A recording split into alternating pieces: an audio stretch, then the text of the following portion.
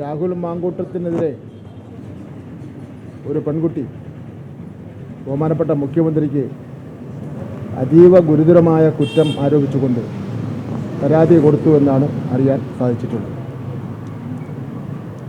മനസ്സിലാക്കിയിടത്തോളം ആ കുട്ടിയും രാഹുൽ മാങ്കൂട്ടവുമായുള്ള ടെലിഫോൺ സംഭാഷണം കേട്ട ഒരാൾക്കും ഇത്രയധികം വലിയൊരു പീഡനം ഒരുപക്ഷെ നമുക്ക് ഇതുവരെ കേൾക്കാത്ത നിലയിലുള്ള കാര്യങ്ങളാണ് ഈ സംഭാഷണത്തിൽ നിന്ന് നമ്മൾ മനസ്സിലാക്കുന്നത്.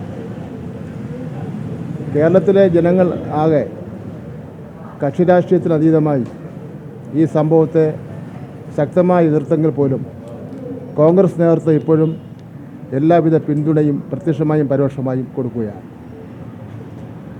ഷാഫി പറമ്പിലായിരുന്നാലും KPCCയുടെ മുൻ പ്രസിഡന്റ് സുധാകരനായിരുന്നാലും പരസ്യമായി തന്നെ എല്ലാ പിന്തുണയും കൊടുക്കുന്നതിന് വേണ്ടി ഒരു മടിയും കാണിക്കുന്നില്ല.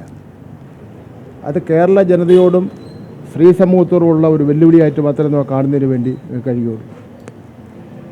ഗവൺമെൻറ്റിന് കിട്ടിയ പരാതി നിയമാനുസരണമുള്ള നടപടികളുമായി മുന്നോട്ട് പോകുന്നതാണ്. അക്കാര്യത്തിൽ നിന്ന് ഒരു വിട്ടുവീഴ്ചയും ഉണ്ടാവാൻ സാധ്യത ഇല്ല. ഈ വരാൻ പോകുന്ന തദ്ദേശഭരണ സ്ഥാപനങ്ങൾ തിരഞ്ഞെടുപ്പിൽ രാഷ്ട്രീയ പ്രശ്നങ്ങൾ ചർച്ച ചെയ്യുന്നതോടൊപ്പം തന്നെ കോൺഗ്രസിൻ്റെ പൊതുസമൂഹത്തോടുള്ള സംസ്കാരം ഇതാണെന്ന നിലയിൽ ചർച്ച ചെയ്യപ്പെടുമെന്നുള്ള കാര്യത്തിൽ സംശയമില്ല. തീർച്ചയായിട്ടും ഗവൺമെൻറ് കർശനമായ നടപടി സ്വീകരിക്കുന്നു.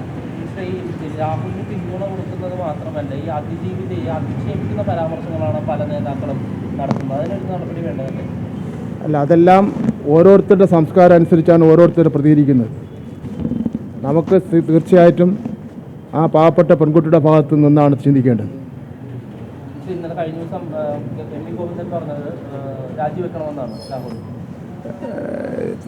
അന്തസ്സുണ്ടെങ്കിൽ മാന്യതയുണ്ടെങ്കിൽ ഇത് രണ്ടും അയാൾക്കില്ലെന്നറിയാം, എങ്കിൽ പോലും അയാൾ രാജിവെക്കേണ്ടതാണ്.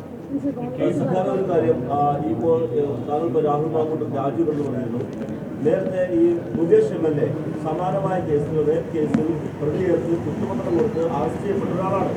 മുകേഷ് ഇല്ലാത്ത എന്ത് ധാർമ്മികതയാണ് രാഹുൽ മാങ്കൂട്ടത്തിന് വേണ്ടത്? അദ്ദേഹം രാജ്യഭരണം ആരും പറഞ്ഞിട്ടില്ല. എനിക്ക് അതിൻ്റെ വിശദാംശങ്ങൾ എനിക്കറിയില്ല.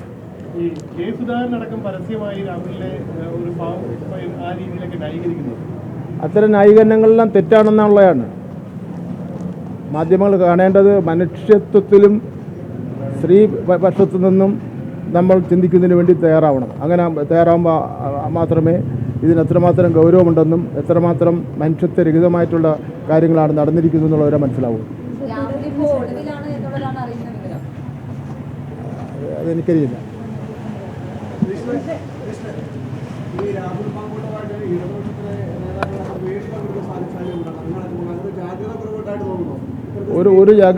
ഒരു ജാഗ്രത കുറവുമില്ല നമുക്ക്. അതെല്ലാം നമ്മൾ വ്യക്തമാക്കിയിട്ടുള്ള കാര്യങ്ങളാണ്.